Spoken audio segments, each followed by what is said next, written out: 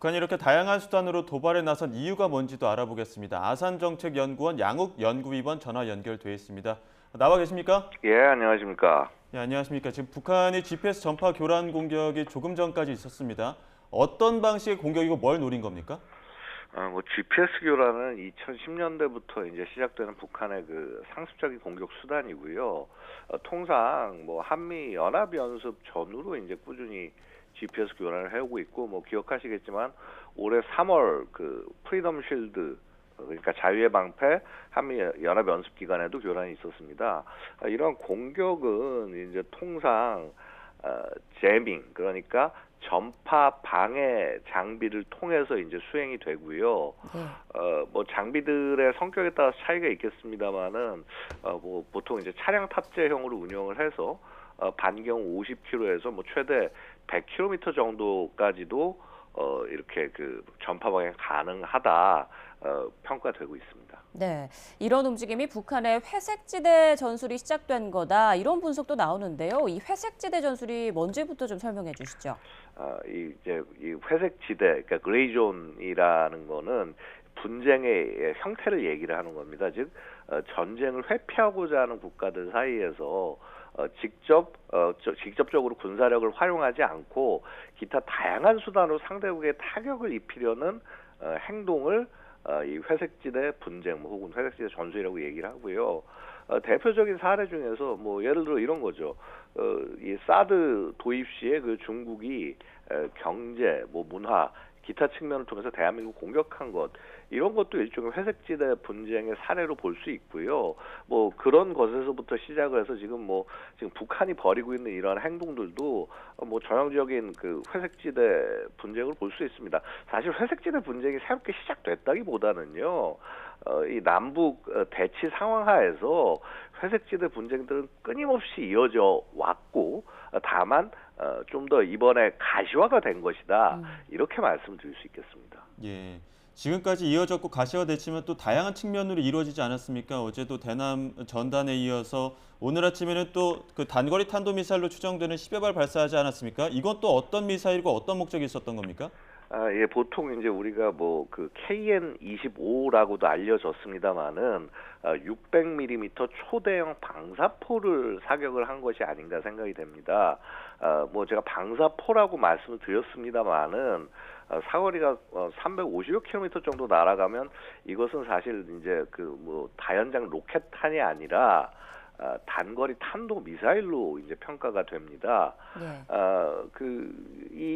지금 최근 보고 있으면 원래 북한이 대한민국 공격할 때 쓸 것으로 예상되는 대표적인 단거리 탄도 미사일은 KN-23, 24, 북한명 화성-11가, 화성-11라 두 종류인데, 최근에 이제 그것보다는 이 600mm 방사포를 주로 활용을 하고 있는 모습들을 보여집니다.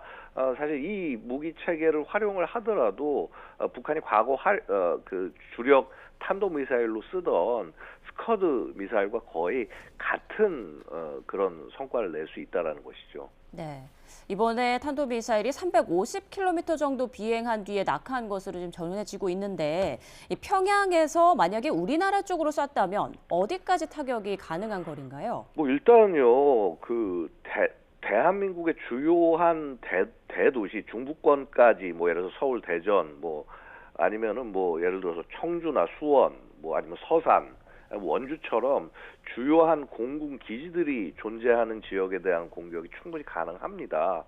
뭐 거리상 충분히 그 우리 삼군기지가 있는 계룡대까지도 타격이 가능하고요.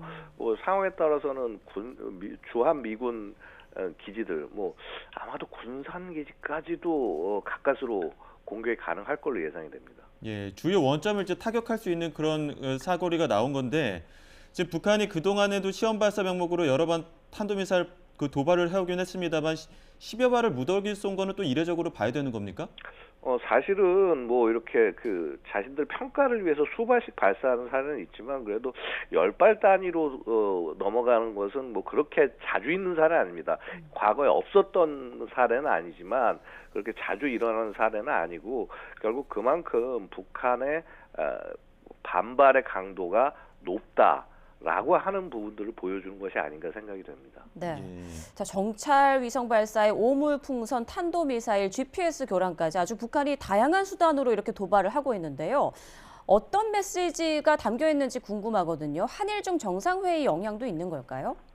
자, 일단은 이제 정찰 위성 발사 아까 말씀 주셨는데요. 네. 이 정찰 위성은 그 작년 발사 성공에 이어서 올해 내 이제 나머지 위성 3개 전부 다 올리라고 김정은이 지시를 해서 발사를 한 건데 이미 시기가 늦었습니다. 이게 발사를 보통 한 번 하면은